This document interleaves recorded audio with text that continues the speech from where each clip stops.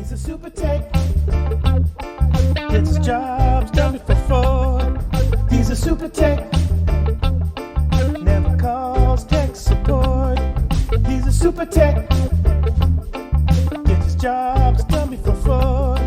He's a super tech. Never calls tech support. Here's a video and a little explanation on how I check voltage on igniters. Most furnaces, they use 120 volts igniters, but some trains, or especially some older trains, some Linux, they might still use 80 volt igniters, so it's very important to figure out which one you have. If you're gonna replace as part of your maintenance, there's a cheat sheet on the screen that shows you the ohm range on each igniter, or if you're in a service calls and the igniter is not working. Alright you guys, we're again on the train unit.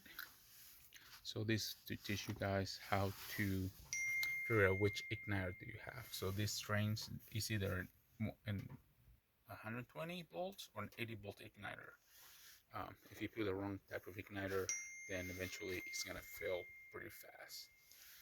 So have your unit jumped, the way that you test your igniter, you can either unplug it or just put your leads next to each other. And then so we're gonna find out what kind of igniter is this. Here's my little blooper. I forgot to put back the pressure switch as this was part of the maintenance. So as you can hear, the inducer's blowing, but it's not closing the switch. So I had to shut it off and then restart it again. Alright, so you have your leads, put it on bolts, one lead on each side.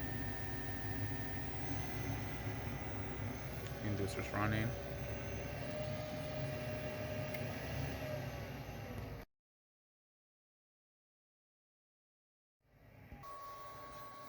Alright, inducer's running. Here, click. Igniter's energizing. So this is a 80 volt igniter.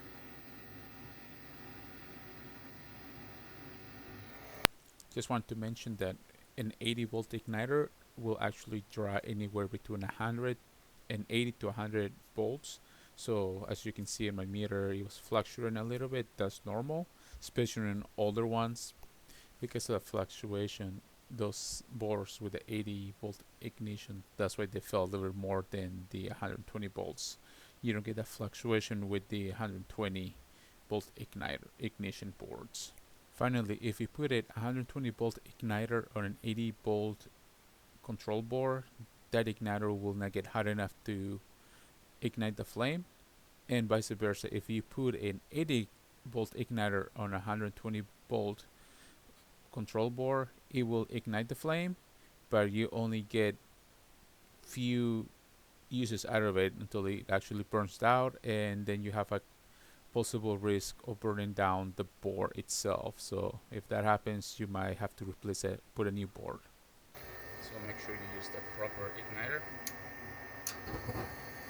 Now if you replace a board, some of the boards will come with a 120 volt igniter, so it'll come in a kit. So make sure if you upgrade a motor or a control board, it comes with a proper igniter. So let's talk about these control boards. So this is just a video that is shot kind of quickly. So as you can see, a lot of trains, some older ones that has the 80 volt ignition, they do tend to fail a little bit more than the 120, and train knows this. So if you ever need to upgrade that board, or if the board breaks when you order a new one, it's gonna be an upgrade. So it's gonna come with the as a kit. So it will have the igniter, and it'll be a 120 volt igniter, and it'll just plug into your current wiring. Also, we use on my shop, we use the Emerson Universal control board, and that will work for our different brands of furnaces. On the cross-reference inside instructions, it will let you know which control boards are originally 80 volt igniters and since this is a 120 volt control board, it'll let you upgrade that 80 volt igniter to the 120. It includes it on the kit, so that's great. Customers like it because if the control board has failed, most likely that igniter is already worn, so they'll get a 2-for-1 deal. This is the end of the video. Hope you guys learned something.